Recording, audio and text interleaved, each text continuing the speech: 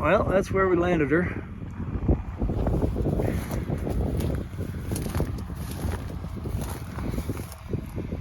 I don't see any leaks.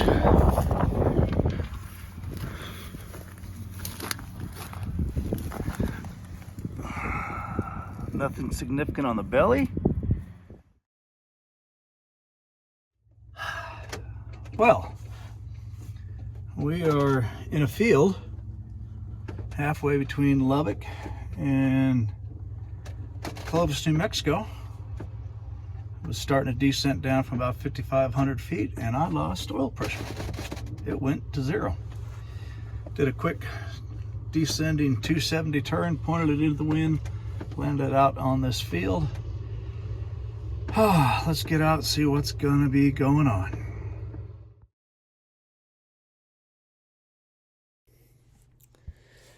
All right, so let's talk about what we found. I landed, I looked underneath the airplane, I looked in the cowl. I didn't find a big massive oil leak like I was expecting. We pulled the cowls, we searched high, we searched low. We didn't find anything major mechanical. What I did find was I found at the top of the sending unit for the oil pressure gauge, I found a loose connection. The butt joint was loose underneath the screw. So we tightened that up. We had obviously verified oil quantities, fired the airplane back up, and I instantly had oil pressure indications indicating normal for what I expected out of that C85 engine. Talked to IA friend of mine, talked to the owner. I and all three of us were comfortable then flying the airplane the approximately 8 to 10 miles up to Littlefield Airport. So we cowled it all up, we fired it up, verified once again oil pressure was good, and that's where we pick up the story. Well, here's some cell phone video that one of the farmers took as I was getting ready to depart the field. Unfortunately, it's not in high definition, but it's just kind of cool to have it anyway.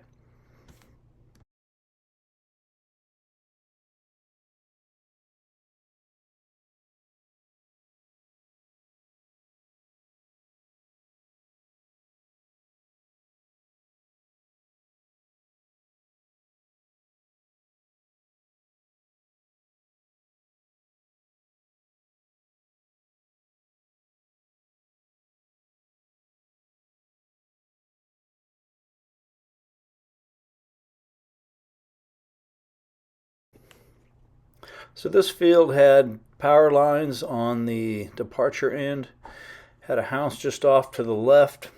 So I basically taxied back down to about where I touched down. Farmers were a little worried that I might get too far. I guess there's actually a little bit of a dry lake down in here, but I never got to anything that was damp, let alone soft or muddy. Lots of us turning to make sure I'm not going to find a surprise out here, fence post or a rock or anything.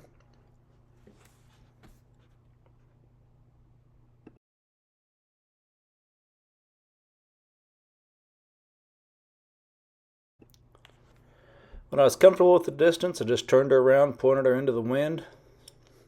Knew it wasn't going to take a lot to get airborne. Might have actually gotten the tail just slightly higher than optimum here. But as soon as I lowered her down, she gently lifted off. I just put it into a gentle left-hand turn, kind of give me a little bit more distance out over the power lines. Also gave me some good options if for some reason I need to put the airplane right back down. With her up climbing good, quick left-hand turn, just wanted to come back around and final wave and say thanks to the farmers that were so helpful to me.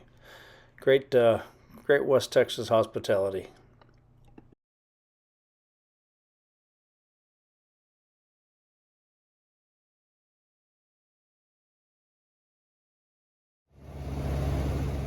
Well, there's one of them cotton gins where all those big bales were going to be headed to.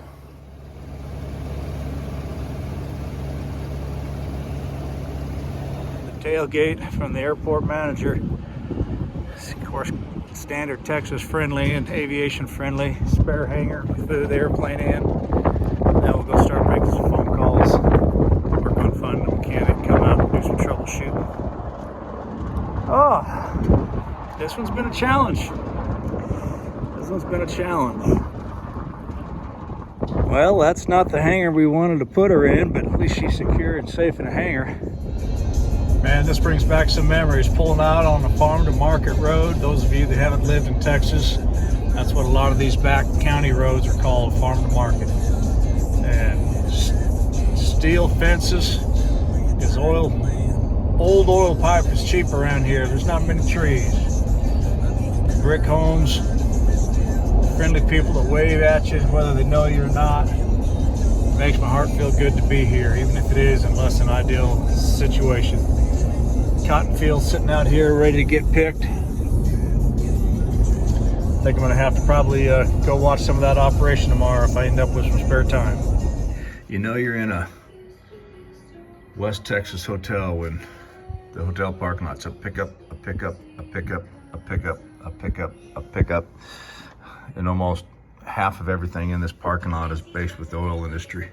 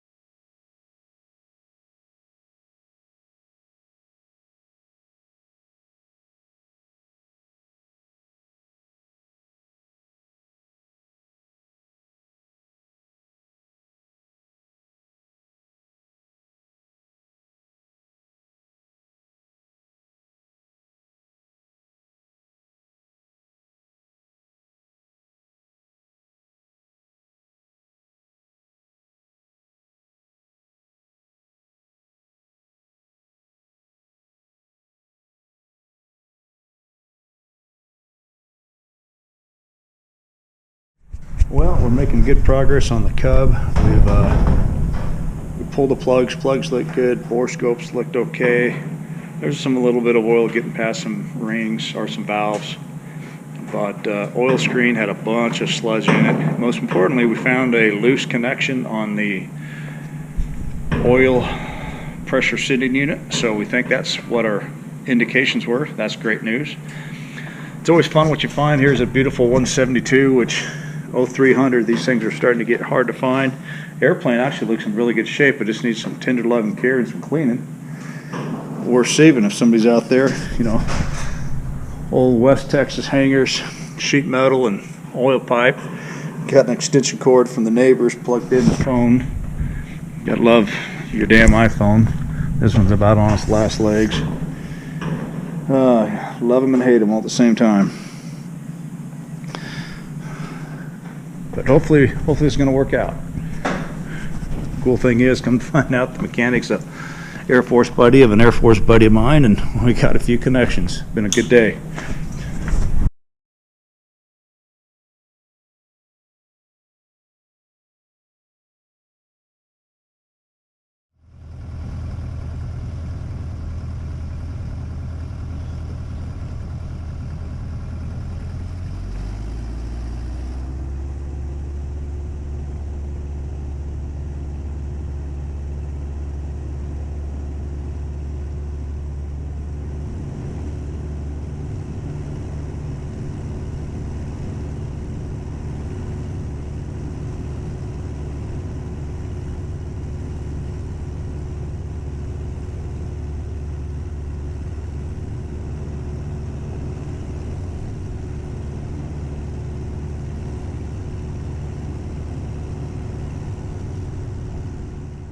I took off out of Littlefield. There was a maintenance crew doing painting, and they were kind of working just to the west of the intersection. So I took off on runway 1 after I taxied past them.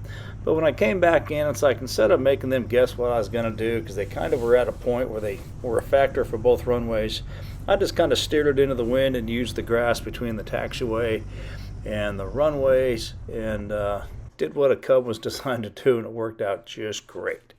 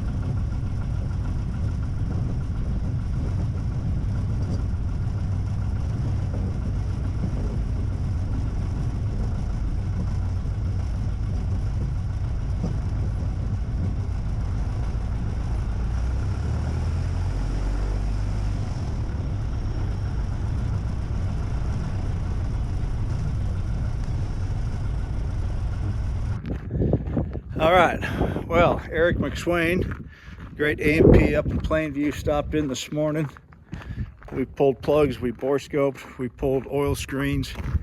Found a few small issues in that regard, nothing major. Big thing we found was a loose fitting on the oil pressure cinder. That seemed to be our root cause. We did a leak check, came out good. Just did a 20-minute test flight, and that came out good, so we're putting fuel on it. Eric's going up to the next airport up the road at Muleshoe, and I'm gonna fly up to there. We're gonna do a secondary look at it, but I think after that we're gonna be good to keep going. That's the good news. Bad news is I lost my tailwind and my crosswind. It's back to a West Texas headwind. Not too bad right now, about 10 mile an hour. So it's gonna be a little slower day, but we should make Albuquerque. Well, if you find yourself out in the northwest corner of Texas and need a great mechanic, especially one that loves working on the old airplanes, give Eric a call. I cannot recommend him enough. He was great. Thanks for the help, sir. It was great to meet you. All right, with the primary maintenance test flight done, no leaks, good oil pressure, it really looks like we've got everything done. So while Eric drove up to Muleshoe, I packed everything back in the airplane, took off for that quick 15-mile flight just up the road. Landed up there, we checked everything over one last time. I felt good about it. Eric felt good about it. The owner of the airplane felt good about it. So it was time to now get headed to the west again. We took off out of Muleshoe, did a 180 back down the runway, gave all the locals there a wave as we went by.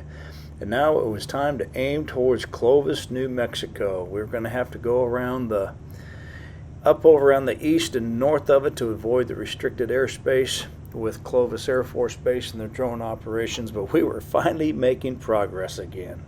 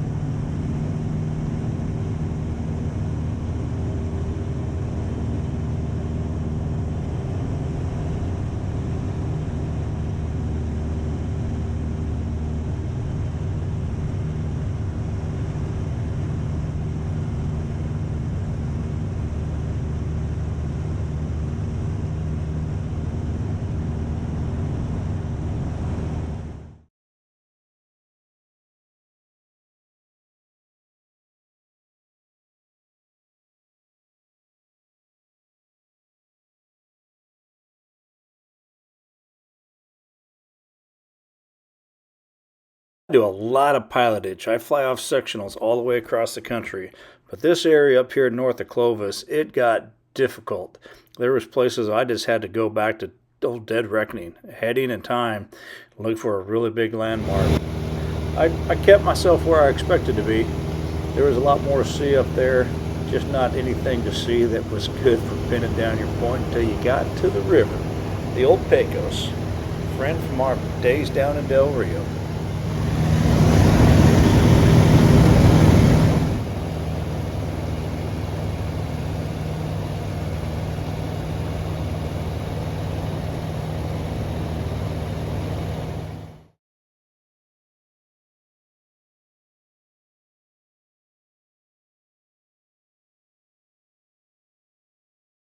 The backside of the Sandia Mountains, which are just east of Albuquerque, gave us a great visual landmark. Aim towards the middle of them and keep on climbing.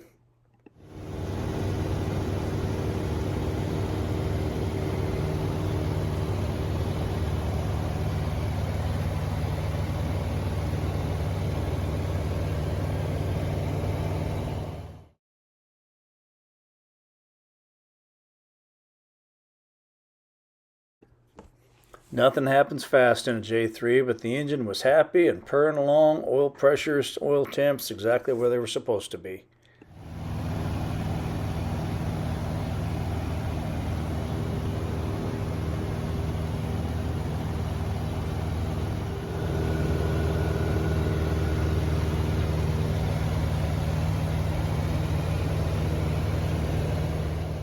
Nice thing is, when you pop over the top of Sandia Mountains, you're already well above the Class Delta airspace at Albuquerque International.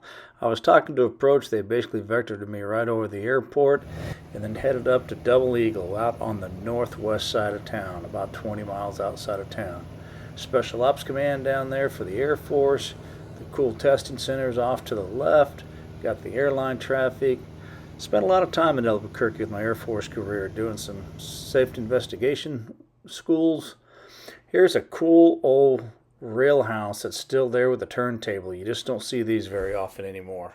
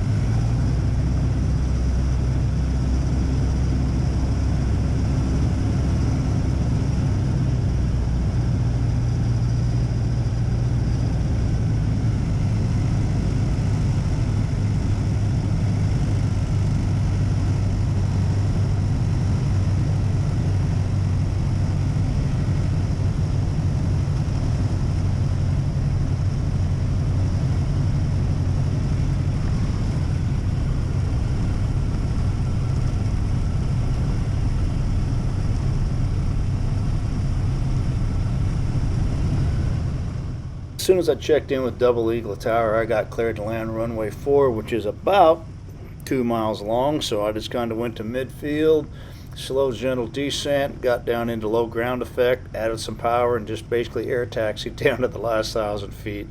Touched it down and turned left to taxi in. I was ready for the day to end. I was glad we made it to Albuquerque, but I needed a good dinner, a good night's sleep before the last day.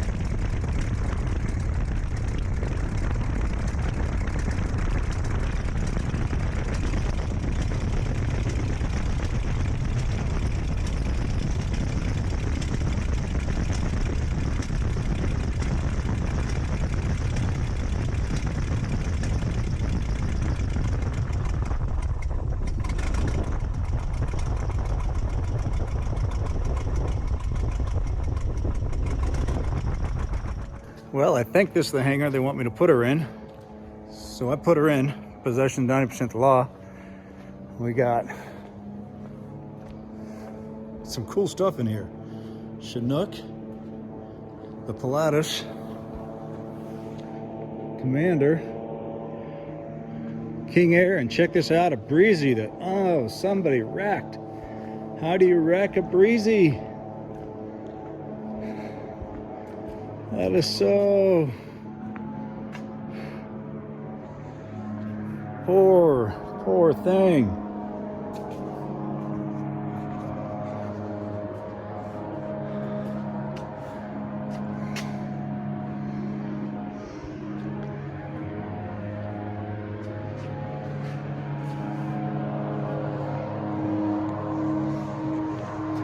Gear legs broke off.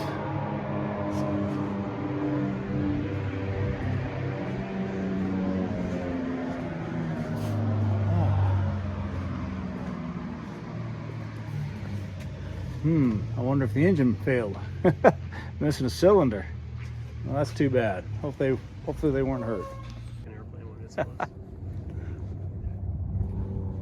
So we're on the ground, Double Eagle, Albuquerque, New Mexico, and this beauty is sitting on the ground. Just came down from Denver, going out to California. That headset's on the rail. This is slick. 150 knots. I live in Snohomish, Washington. Okay. I know J&B's in Los Angeles right now doing.